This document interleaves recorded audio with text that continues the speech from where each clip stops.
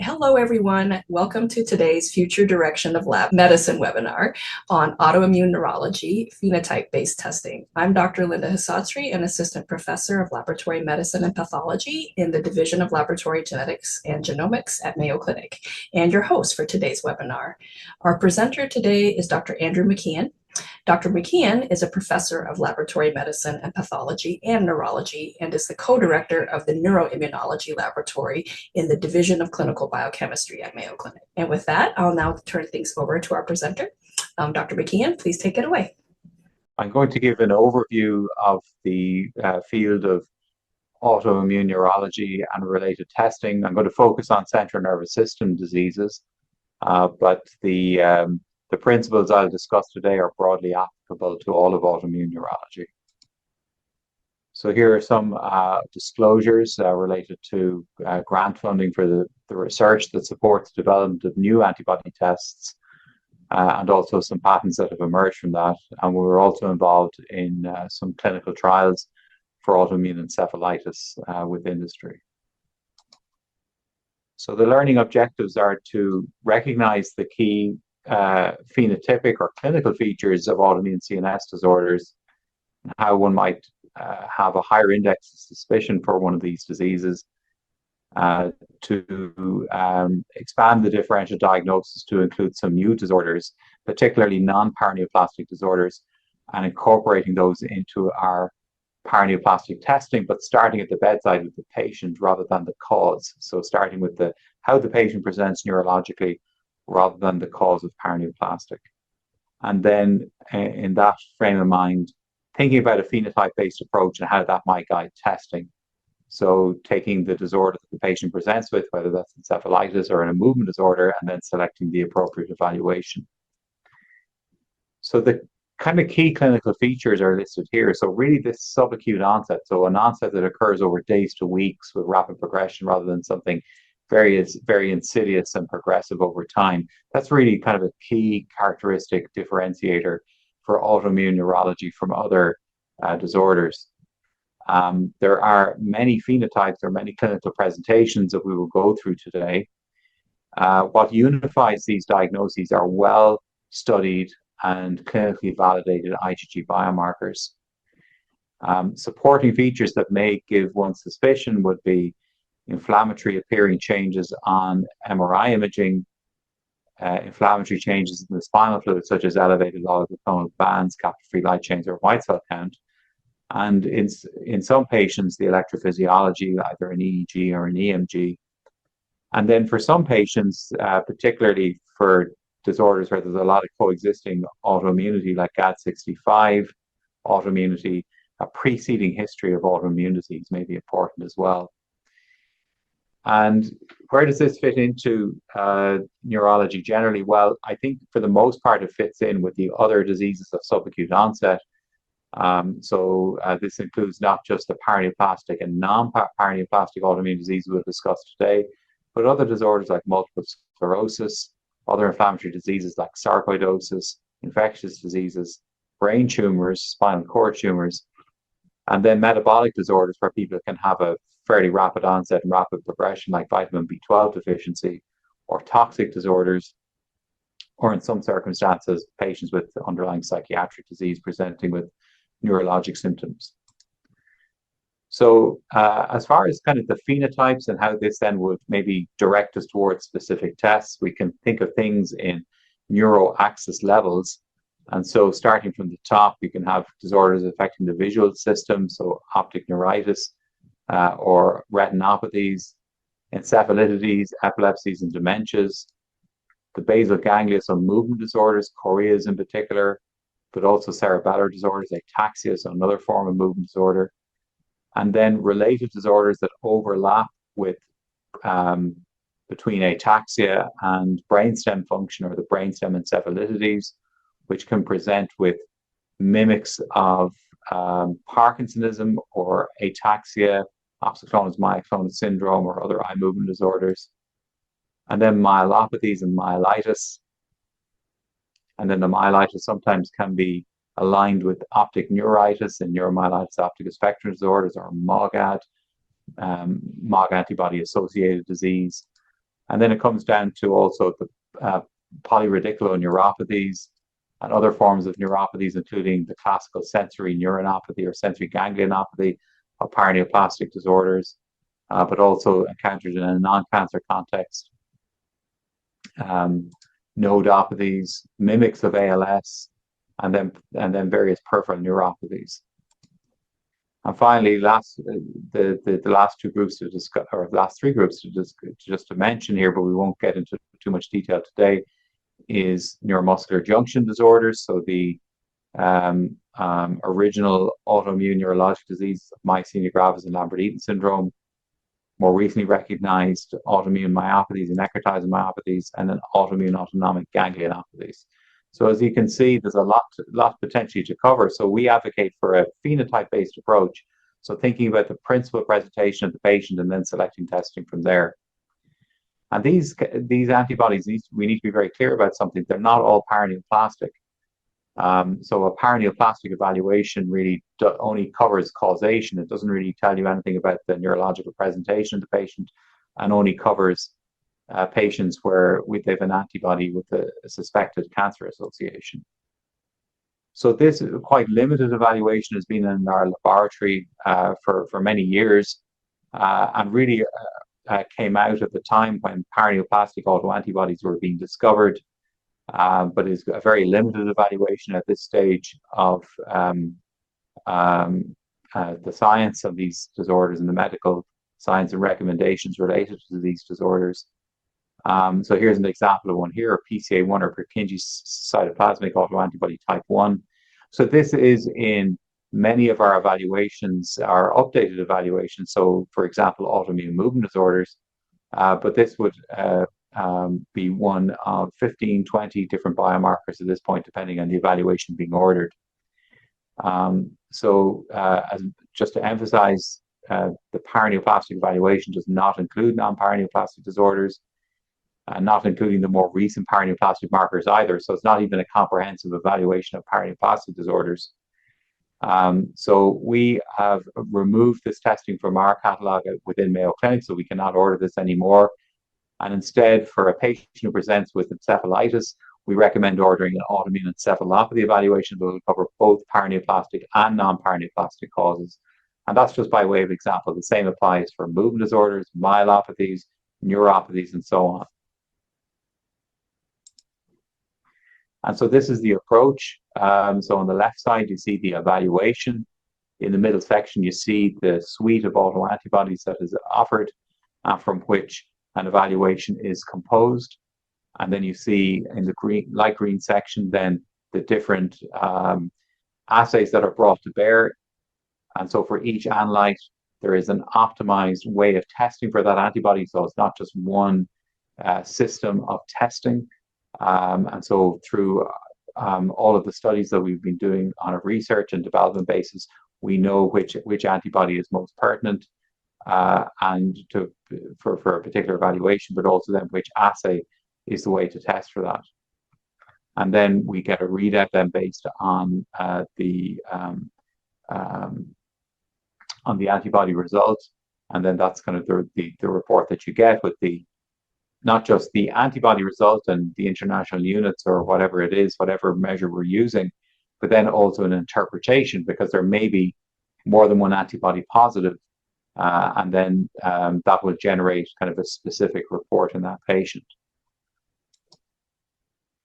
So to go through some of the disorders and try to emphasize some of the clinical points to be made, there's a disorder known as limbic encephalitis, which is a pretty classical autoimmune form of encephalitis.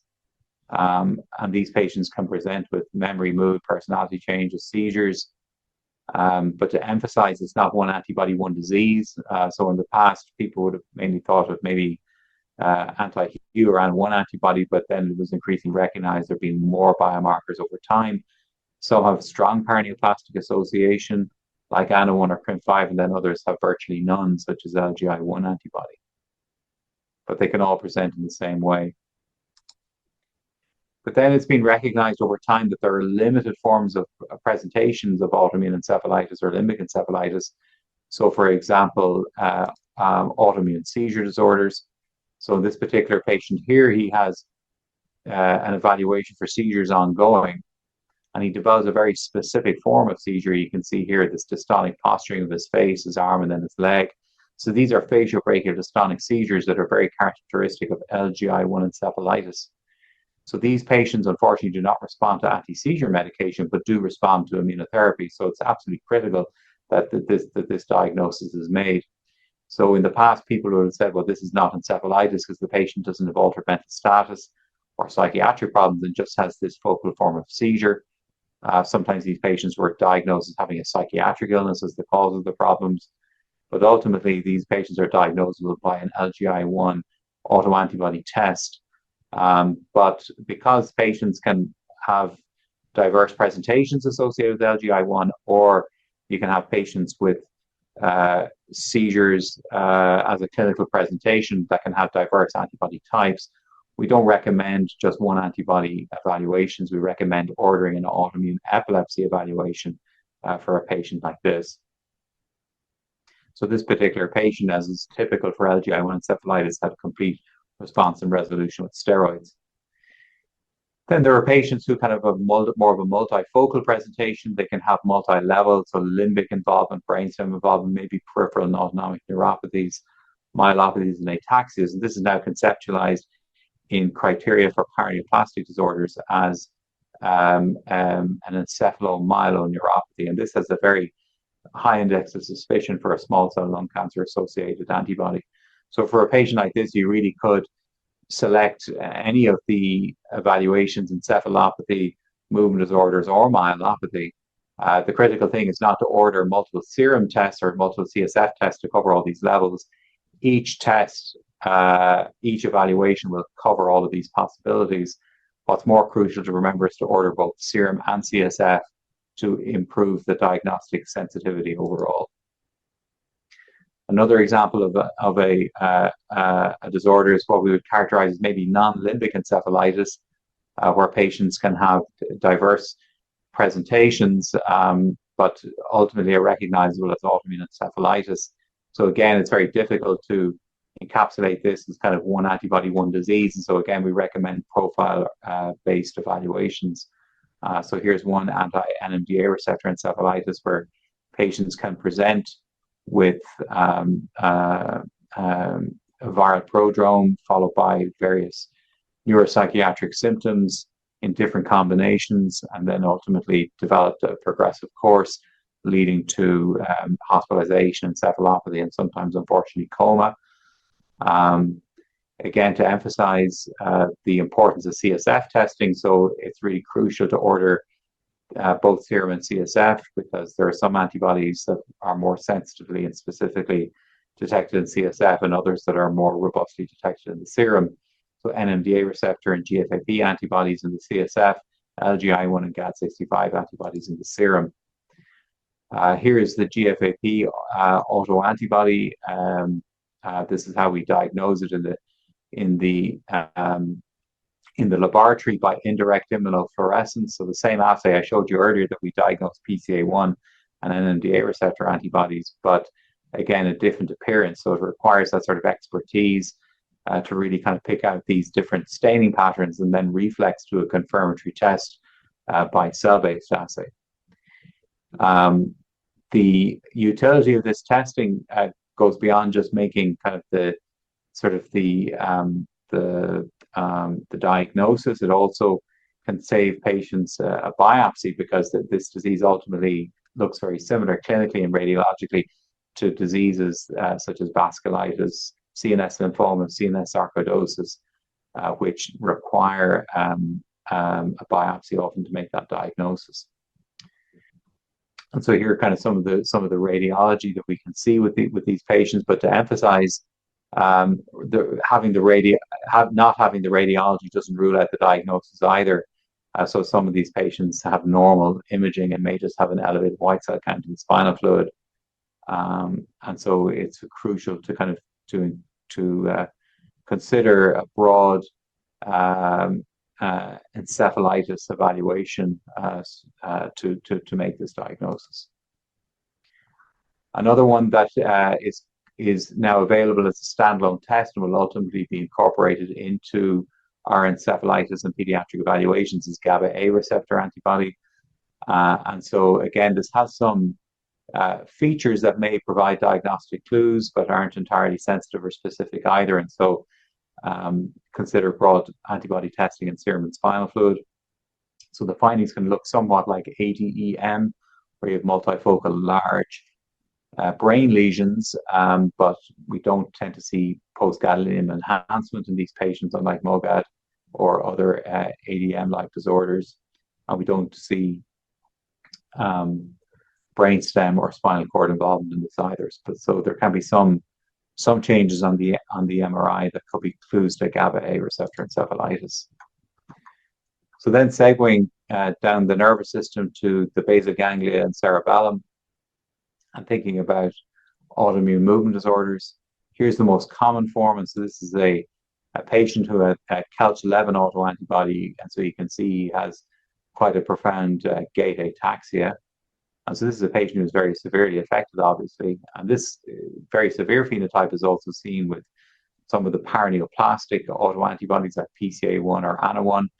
But there are others like mGlu1 or Caspr2 antibody, where very often we don't find a cancer and the patients have the same clinical presentation, but ultimately don't have cancer and have quite a good response to immunotherapy. So these autoantibodies can provide that differentiation to know, okay, the patient has ataxia, it's probably autoimmune, subacute onset, but ultimately what is the likely tumor association, likely treatment response and outcome. And so this is how we handle a lot of that in the lab. We look for the different tissue immunofluorescent staining patterns using mouse brain tissue slices. Then when we see specific staining patterns, we can reflex to a confirmatory test that's protein specific.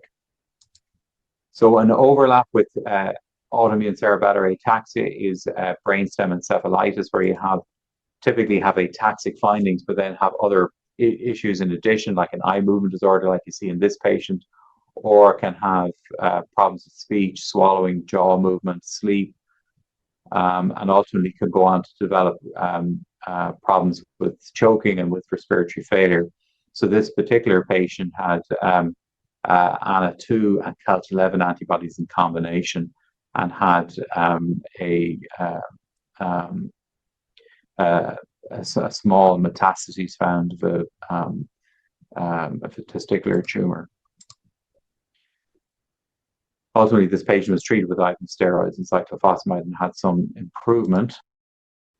So this Calc11 antibody is worth mentioning, also because it can have more than one clinical presentation. And so this just emphasizes the point that although you may think of a very specific classical phenotype, such as brainstem encephalitis or ataxia with Calc11, particularly with hearing loss, there are some patients who present with limbic encephalitis.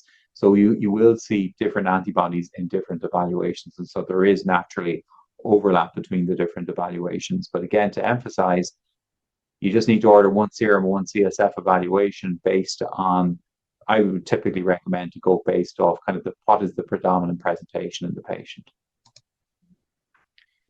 So kind of moving on then to talk about maybe another autoantibody where you can have different clinical presentations. Here's one IGLAN5 antibody, and this particular patient had more of a brainstem encephalitis presentation with this facial myarrhythmia, but also had some jaw dystonia, limited jaw opening, as you can see here, as well as kind of the myarrhythmia of the tongue. And so she had IGLAN5 antibody. But here's another patient who had the same autoantibody ultimately, but presented with a different clinical phenotype. And so this was a patient who had chorea. And so you can see the kind of the hyperkinetic movements of the arms, the shoulders, the head and neck. But again, the clue here is the big clinical clue to differentiate her from Huntington's disease was that she didn't have a slower insidious onset. It was very rapid, and also no family history of chorea. So if those two things are true, think of autoimmune chorea. But again, this is not going to be one antibody, one disease. Ordering the autoimmune movement disorders evaluation will cover all of those possibilities, or at least nearly all of those possibilities. So here's just a list of other autoantibodies to consider for autoimmune chorea. So phospholipid antibodies, connective tissue disease markers, including lupus markers, are very important to order in autoimmune chorea. So a little more on that particular disorder. Here's a patient who had some behavioral change that occurred subacutely along with chorea, and that's very often the case with autoimmune chorea. Sometimes there can be clues on the radiology, like this PDE10A disorder, where we have basal ganglial T2 signal abnormalities that occur. And many of these patients are immunotherapy responsive, particularly those with non-paraneoplastic disorders. So again, we need to, with chorea, we need to think beyond just the paraneoplastic disorders. We need to be thinking about the non-paraneoplastic disorders. And again, the phenotype-based approach can help with that. And here's another brainstem disorder, opsoclonus myoclonus syndrome. And typically people would think of, oh, ANA2, paraneoplastic, and that is important to think of, but there are many other autoantibodies that can present with the opsoclonus myoclonus syndrome.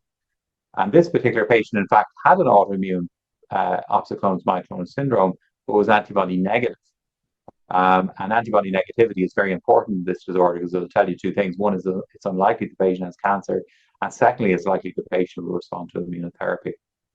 So that's what we've seen in our Mayo Clinic experience. So then a brainstem/spinal cord disorder affecting the inhibitory pathways within those regions is the stiff person syndrome spectrum. And so here's a patient with glycine receptor autoimmunity and hyperexplexia as part of a stiff person disorder. So this exaggerated start response that's non-habituating. But the commonest autoantibody we see at this disorder is GAD65 antibody at high titer, greater than 20 nanomoles per liter, or greater than 10,000 units, or international units, if being tested by ELISA.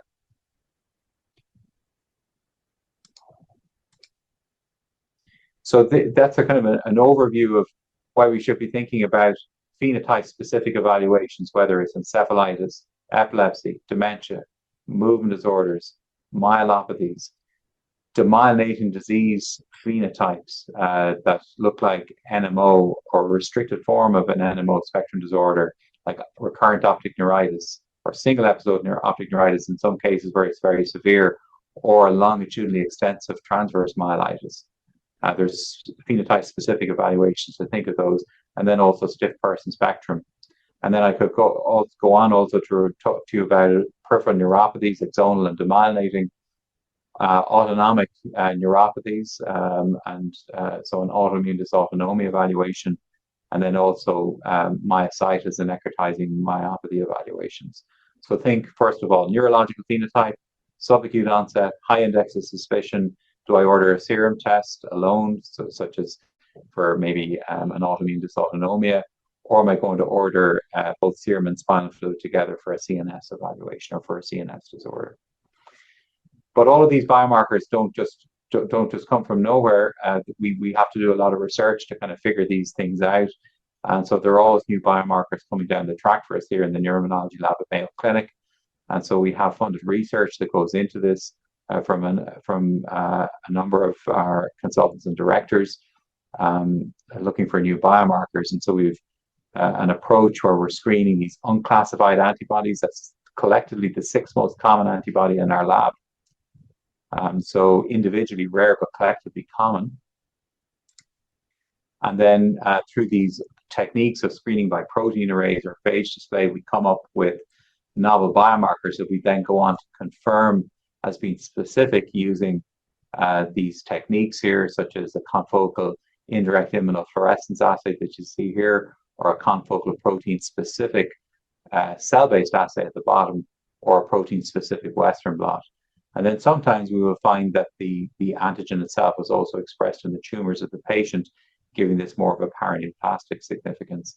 So this is an antibody reported in 2024, CAM-KV antibody, So you won't. So these things take time to come into clinical service, and so this is one that we plan to put through formal validation, so that we can implement it into our evaluations. But of course, if you get a seronegative result and you have a high index of suspicion for a specific disorder, or just in general that you think it might be an autoimmune disorder, you can always reach out to us through Mayo Clinic laboratories, and we can get back to you to let you know, did we see an unclassified antibody or some novel antibody that's not yet reportable in our profiles.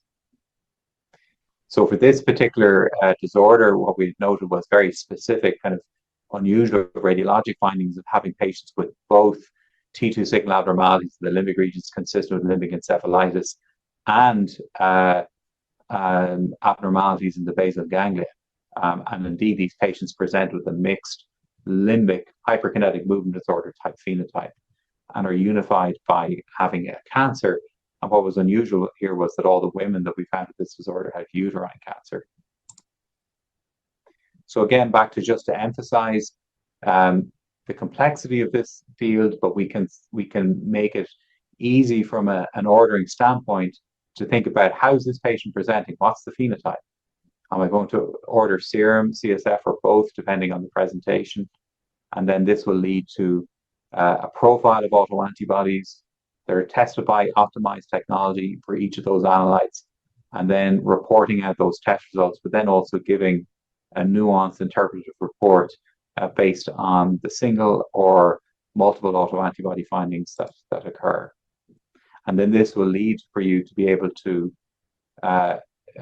for where cancer is relevant in that paraneoplastic context, to think of what cancer should I be looking for in that particular patient based on the antibody profile. But for some disorders, for LGI1 and Caspr2, for example, you might just be looking for thymoma, and less than 10% of those patients might be affected. In contrast, a patient with AMPA receptor antibody, the positive predictive value might be up around 70% for that particular antibody.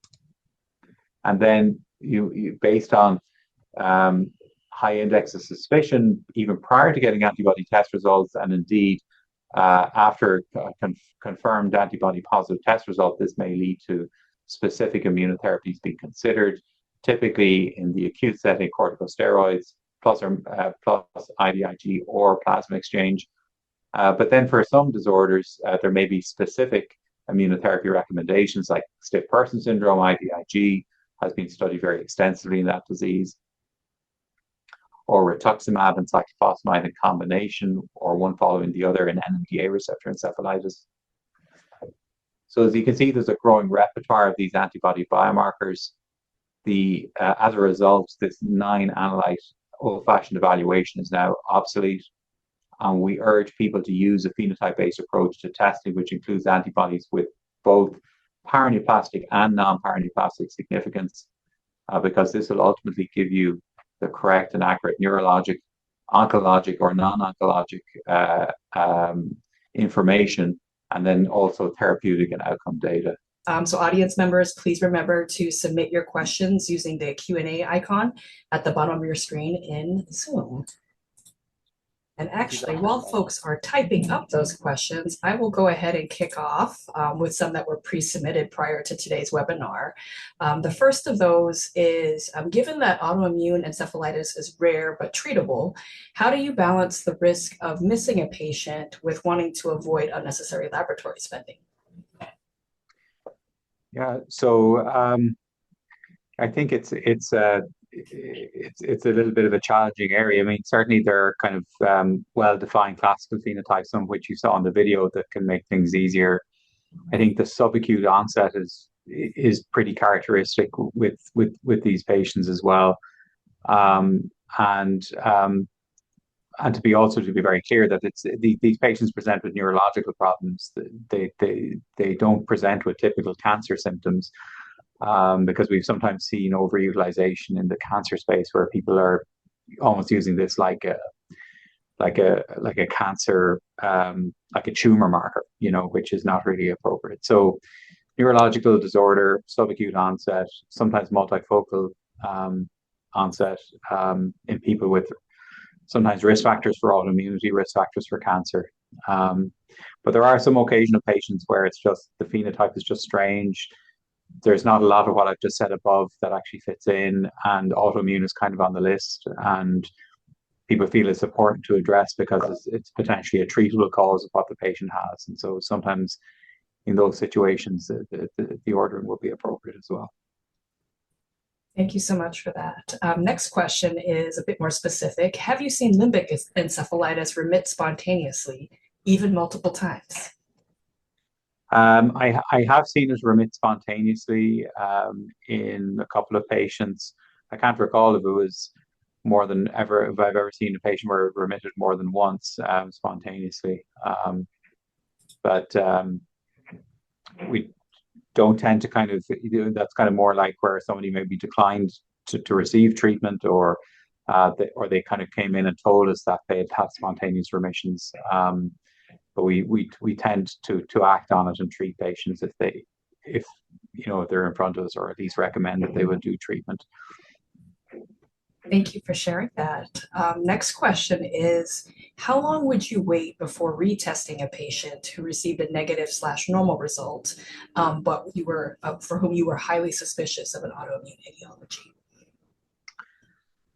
I think that sort of depends. I mean, on the disease state a little bit. Certainly for myasthenia gravis, Lambert-Eaton syndrome, waiting 3 to 6 months to retest patients in serum for AChR, PQ antibodies, respectively.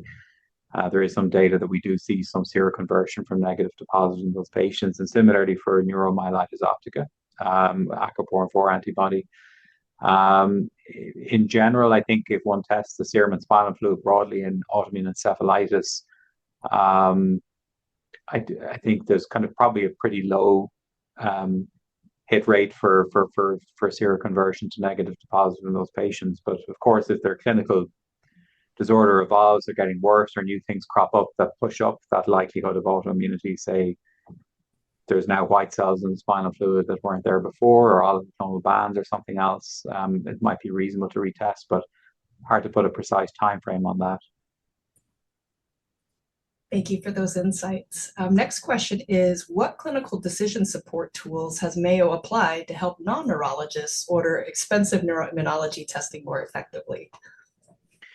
So we have developed kind of a few different things. One predictive tool is the APE score, which is taking into account a number of clinical and paraclinical features in patients that might support an autoimmune cause for encephalitis or for a seizure disorder.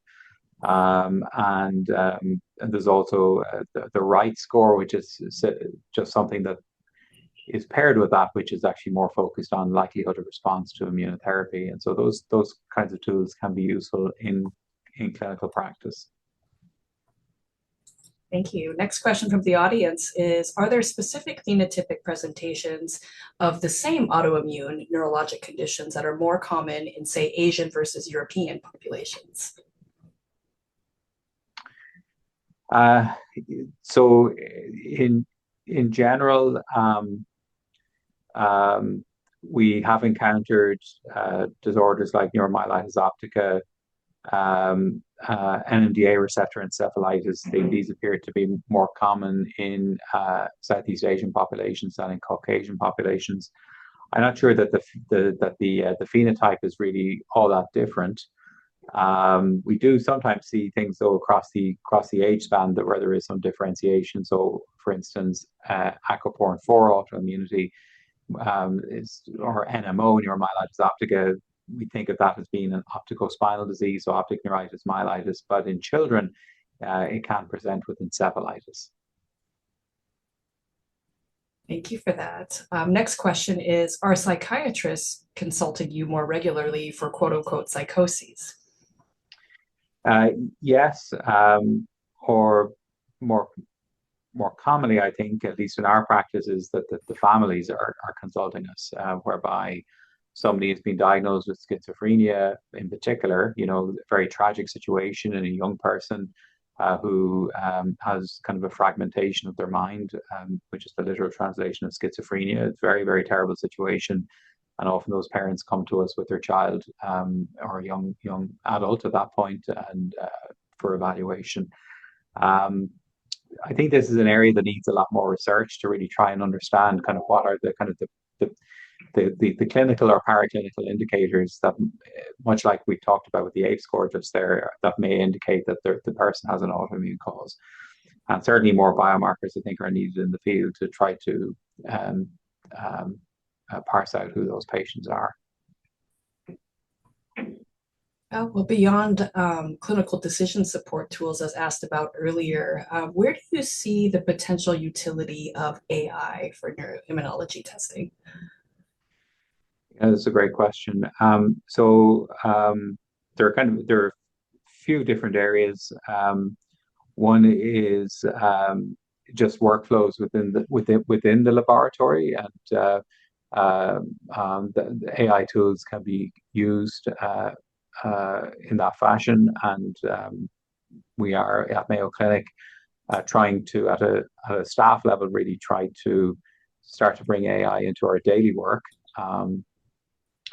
That's one way. The second way is more exploratory, which is the indirect immunofluorescence assay that you saw in the presentation. There is some potential there to maybe do some pattern identification or pattern recognition for IgG staining patterns that look very similar to the human eye, and just try to classify those and hopefully uncover new biomarkers.